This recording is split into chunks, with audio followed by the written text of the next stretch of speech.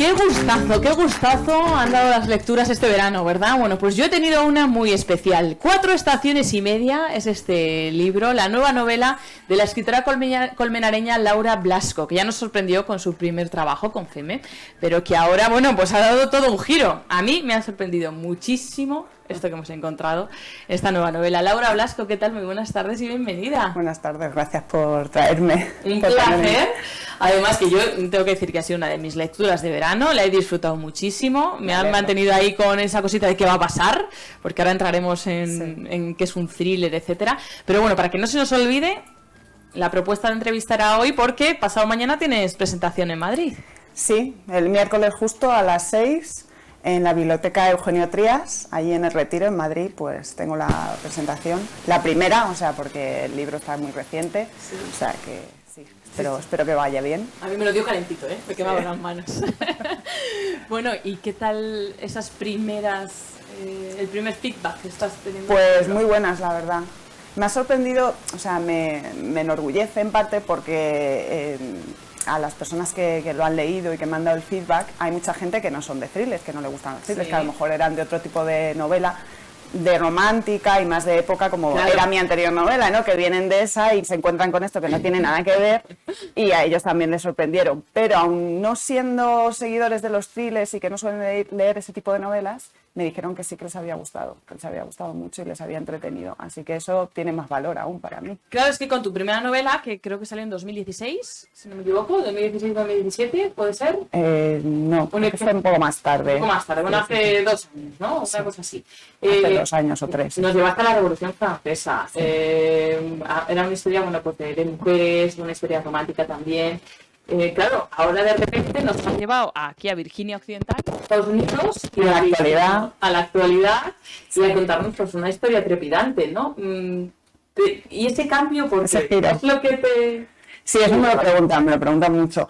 Porque, a ver, yo realmente cuando escribí Femme, que fue la primera novela, pues para escribir una novela de época de la Revolución Francesa, en parte histórica y demás, pues te tienes que informar muchísimo, tienes que buscar muchos datos, y entonces sí que es verdad que venía un poco cansada de hacer toda esa investigación y ese estudio. Entonces dije, vamos a cambiar para dejar esto a un lado, aunque esto tiene sus toquecitos, porque siempre mi línea de investigación siempre está ahí, pero es un giro total, y dije, voy a aparcar a ese lado de investigación histórica, por así decirlo, y voy a hacerlo más en la actualidad, pero al mismo tiempo quería que tuviera cierta dificultad, porque siempre me gusta plantearme nuevos retos. Entonces, esta novela en realidad, dije, voy a centrarme en lo que es la estructura, que en realidad es mucho más compleja que Femme en ese sentido. Femme era compleja en la parte histórica, ¿no? Y de informarte y demás, pero esta en lo que es la estructura, claro, al ser como un montón de tramas que se acaban entrelazando en una y sí. Todos los personajes, que son más de 20, pues eso entrañaba una dificultad que para mí suponía un reto que me interesaba. Justo, fíjate, has dado en el clavo de una de las cosas que más curiosidad me despiertan y que te iba a preguntar. Digo, claro, cuando tienes como tantos personajes, tramas, que al final, bueno, pues en algún momento se cruzan, etcétera. Digo, yo os imagino con ese corcho como en las investigaciones, con los hilos rojos, viendo cómo... Pues tal cual, ¿Cómo te lo estructuras? Sí. Tal cual.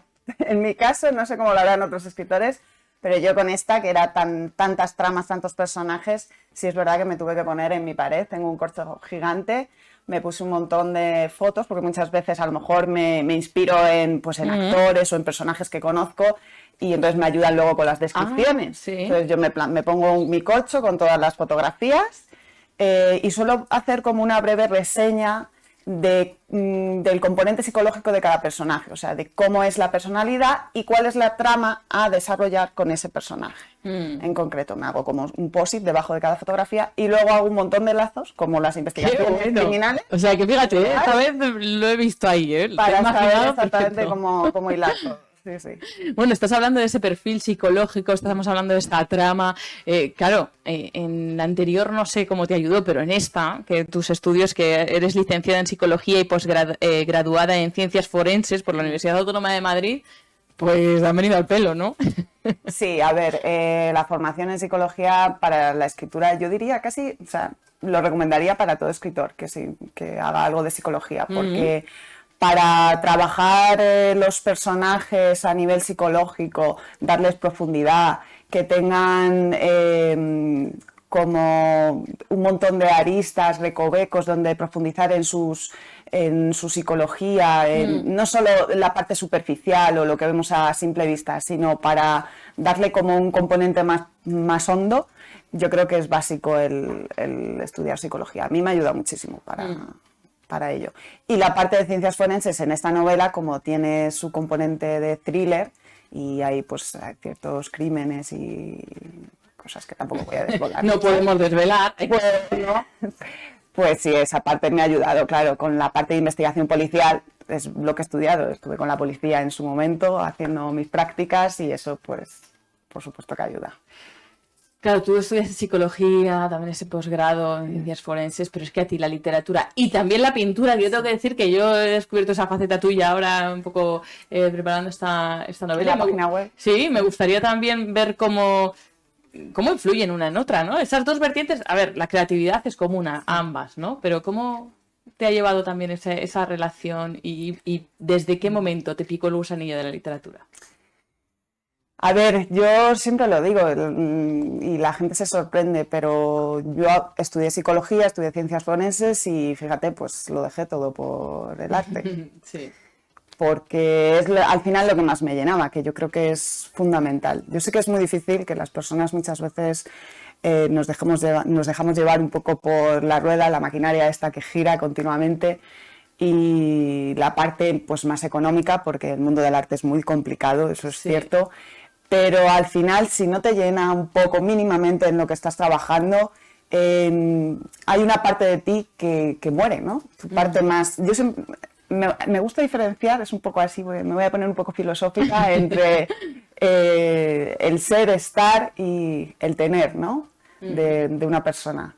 El tener, sí, podemos tener muchas cosas materiales, la casa, y está bien, necesitamos pues cubrir nuestras necesidades básicas, ¿no? Con el dinero y demás. El estar, pues tenemos que tener como estar presentes con en lo que hacemos, pues mis estudios, tal, todo. Pero luego está la parte del ser, que tiene su componente, que tiene diferentes componentes que también me podría diferenciar entre la parte espiritual, la emocional, en fin, un sinfín, que está ahí. Y yo creo que al final, si no haces aquello que te gusta, esa parte del ser la acabas perdiendo en las otras. Te quedas con el estar y el tener, pero para mí yo creo que se queda corto. Se nos queda una parte ahí que al final, con el paso de los años, a lo mejor no al principio, pero a medida que avanzamos pasa factura. Así que yo recomendaría siempre guardar un huequecito para aquello que más nos gusta. Y si podemos dedicarnos a ello, mejor, porque nos hará más felices. Y va dando alegrías, ¿no? Como 4 estaciones y media. El título que dirán, pero esto de 4 estaciones y media tú vas a ir situando, ¿no? También vas haciendo esa parcela en esa estructura que tenías en el coche. Decías, venga, esto, primavera, esto, ¿no? Era también un símil que has utilizado.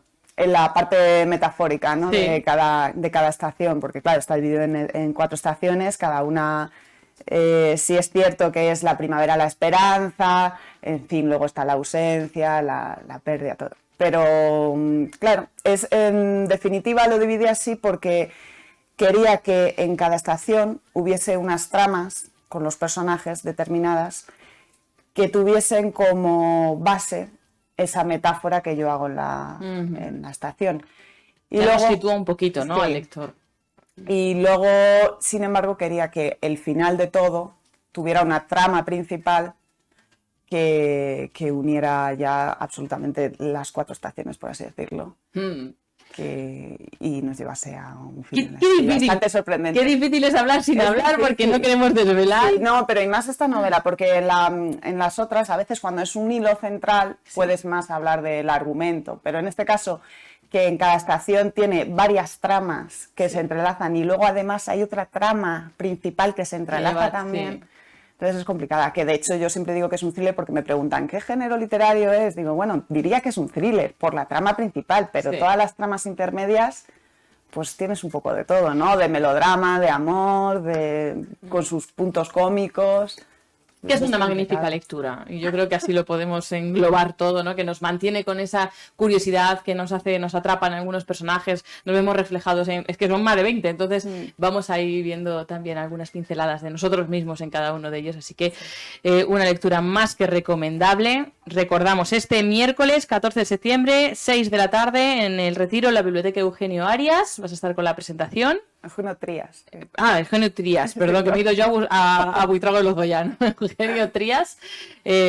Animamos, ¿no? Que se acerquen a... Sí, que se animen y así conocerán, daré un poquito más de pistas de la trama, pero bueno, americana. Bueno, una cosa además que ¿sí? Como curiosidad del libro es que incluí una banda sonora. Es verdad, esto se me olvidaba a mí, sí, se me olvidaba. Con un código BIDI, bueno, QR, para que en determinados momentos de la novela, con determinadas escenas, se pusiesen esas canciones para que todavía se metieran más en la carne de los protagonistas y en el ambiente americano. Para ampliar la experiencia cultural. Bueno, pues ya lo saben, ¿eh? Este miércoles 14 a las 6 de la tarde su presentación, pero vamos, tiene página web de Laura Blasco, ponen Laura Blasco. laurablasco.com y ahí van a saber todo de mí. Ahí se expone y dice, esta soy yo, esto es lo que hago. Sí. Eso sí, no podemos saber, pero yo le voy a preguntar lo que está haciendo ahora. Ya adelantando, tercera novela, ¿estás en ello? Sí. Que tampoco tiene que ver con ninguna de las dos, pero bueno, sí, es en la actualidad también, pero son solo, lo contrario, son solo dos personajes y es tratar de mantener la atención del lector con solo dos personajes y mucho diálogo. ¿Qué le gustan los retos a Laura? Sí, cada uno nuevo. Pues a nosotros nos encantará ver cómo te enfrentas a ellos y poder disfrutarlos de nuevo, como con este 4 estaciones y media de Laura Blasco, una escritora de aquí de Colmenar Viejo que ya nos embaucó con su primera novela y que lo ha vuelto a hacer con esta que tenemos entre manos hoy. Así que, Laura, muchísimas gracias por haber venido.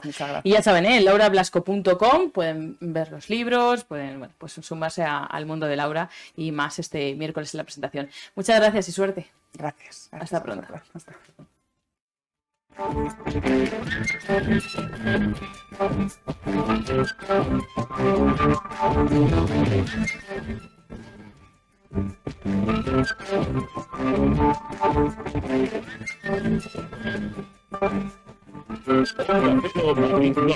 100.1